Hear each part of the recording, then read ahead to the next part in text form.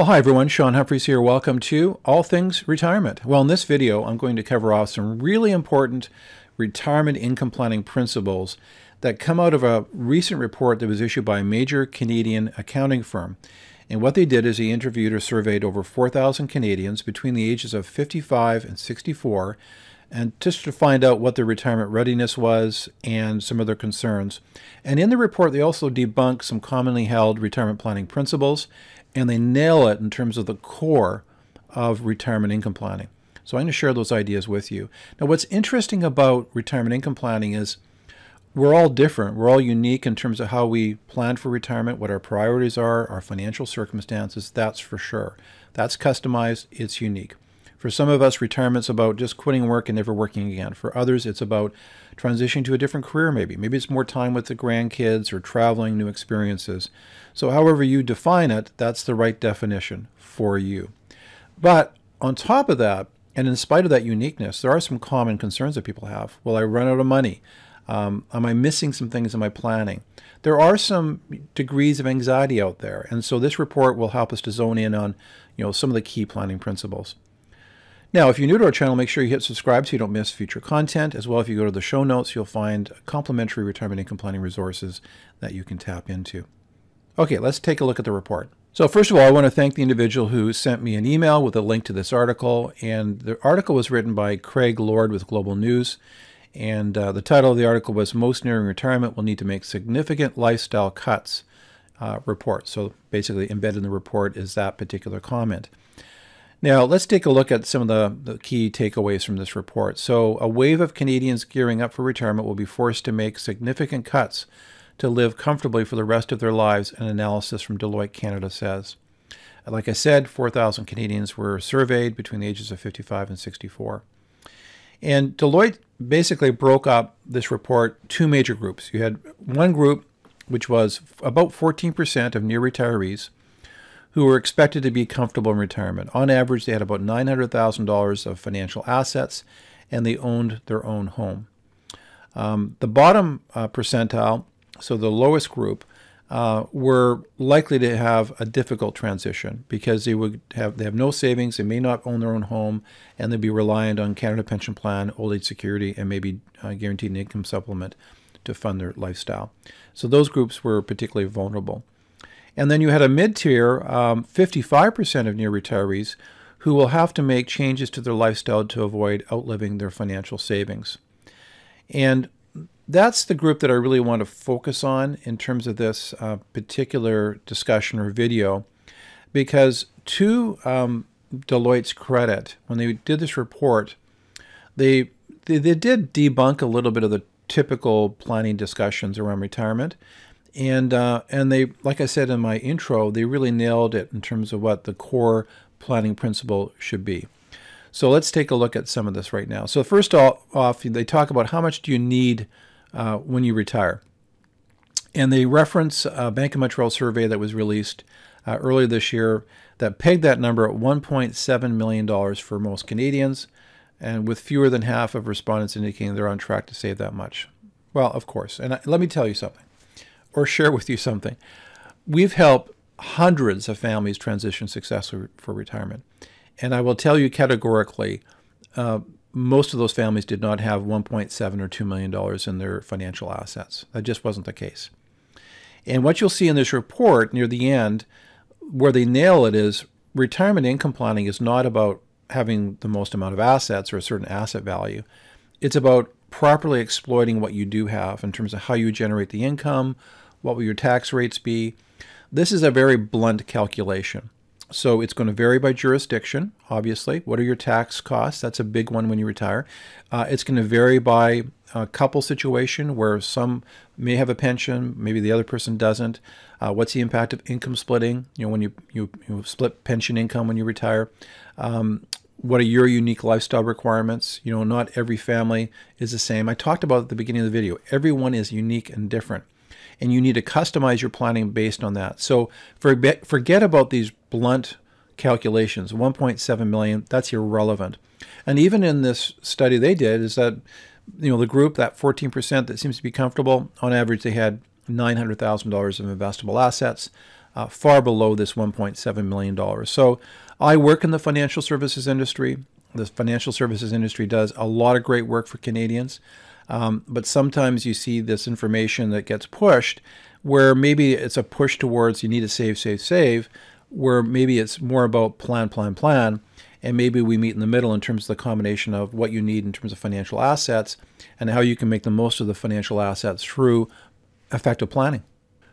Now, in another part of this report, they make this comment. This is really a hope for the financial services sector, including us, to step up. So he talks about accounting firms, to think about what more can we do so that individuals can actually make better choices so they're better informed. So part of what he's talking about is really looking at retirement planning as a multifactorial kind of decision, and looking at your financial assets, but also your balance sheet, which includes real estate, and having better and more novel approaches in the financial services industry where families can tap into their balance sheet and home equity in a more strategic way for their retirement income planning.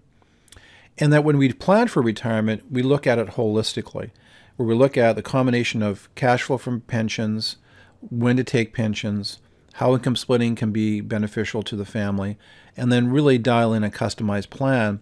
And there really is a lack of planning that goes on out there. So most Canadians do not have a retirement income plan. And that's unfortunate because at the end of the day, there's too many people shooting from the hip when it comes to their retirement income planning. They're hoping. They're using rough rules of thumb. They're talking to neighbors, coworkers, family members, and getting little snippets of information. And I'd be the first to say that talking to people who've gone through the retirement transition is actually a very good thing to do. At the same time, you need to recognize that their situation is not your situation. Every situation is unique. You can't take the lessons you're getting from people you know who've retired and apply it to your circumstances. They could have some wisdom around the emotional, psychological aspects, things that surprised them, things that were great. I mean, those are all great conversations and you can learn from that. But they're likely not going to share with you the details around the financial strategies so they have peace of mind around that aspect. That's just not something people talk about. So it's really important, embedded in the discussion from this survey and report, if you read between the lines, is that accounting firms, financial services industry needs to be much better at financial education. That's what this channel is all about doing financial planning, real financial planning, not just cross-selling people on products and services, to help them understand trade-off decisions and how they can optimize their current planning. Now, what can come out of that is you might default to retirement at age 60 or 65, and in the study they said, is it too late to close the gap? So first of all, fight past this idea that you don't have a situation that warrants a plan. There are different retirement planners out there. You can get plans ranging from $500 to $5,000 depending on the complexity of your situation. But that is money well spent. So you need to look at that as an investment in your future.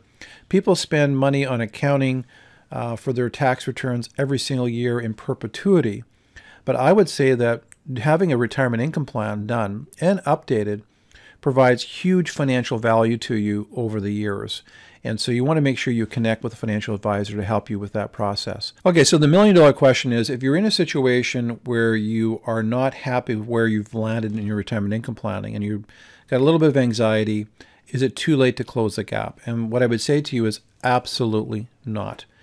So embedded in this report, and then based on my experiences over time, I want to share with you a few basic planning principles you need to keep in mind.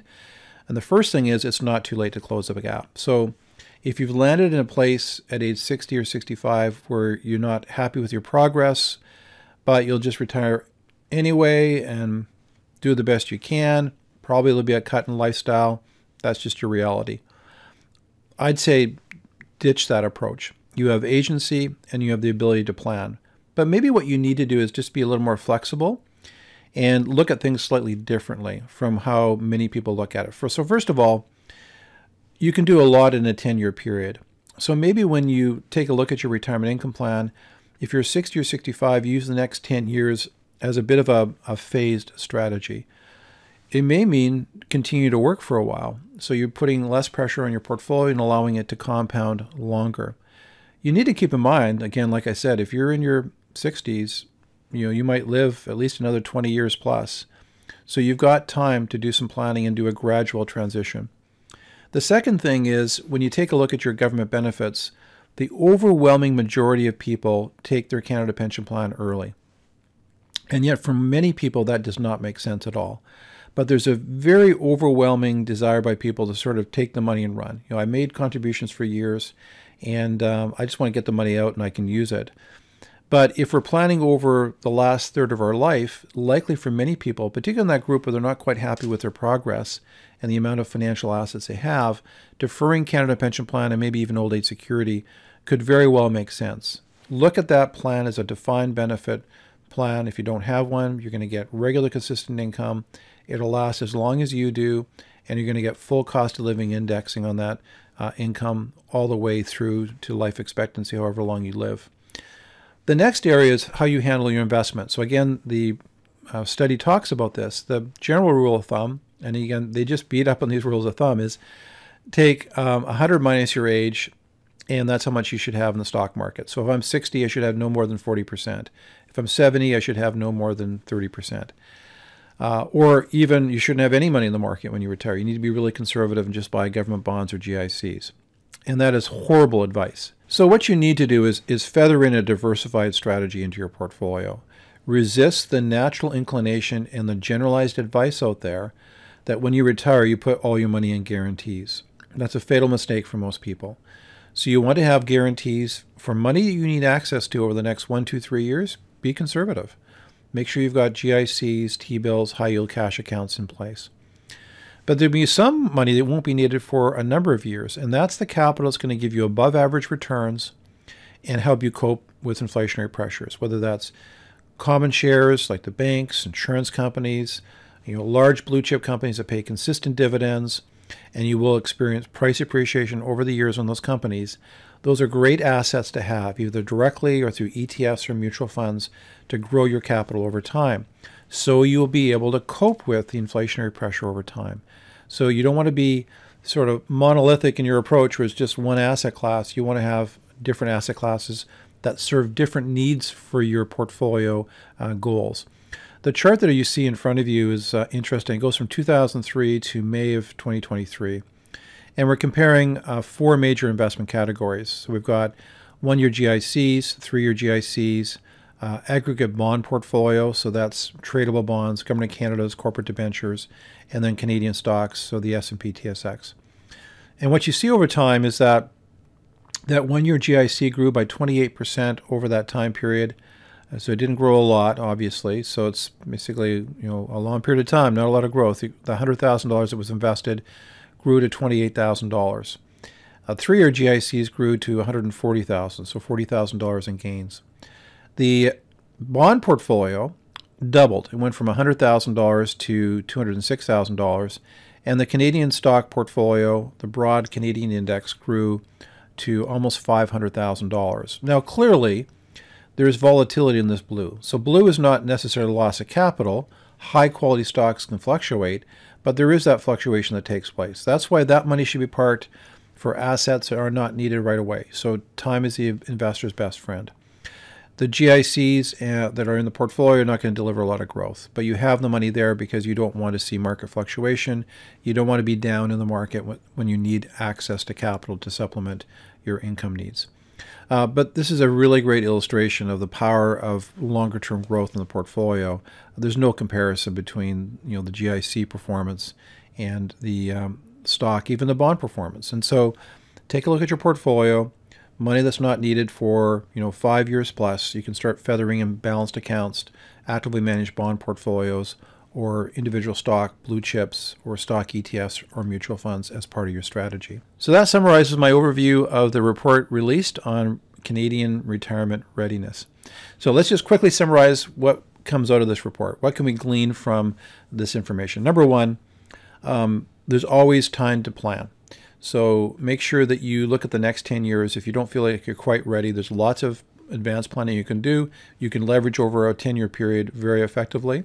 And so we talked about a few of those ideas. Number two, Make sure you look very clearly about when you're going to tap into government benefits. For many people, it may make sense to defer taking CPP past age 65 in their overall planning. Number 3, look at your retirement plan as a balance sheet discussion. Home equity, financial assets, government pensions. They all play a role, and so you need to be very smart and strategic about how you put that plan together.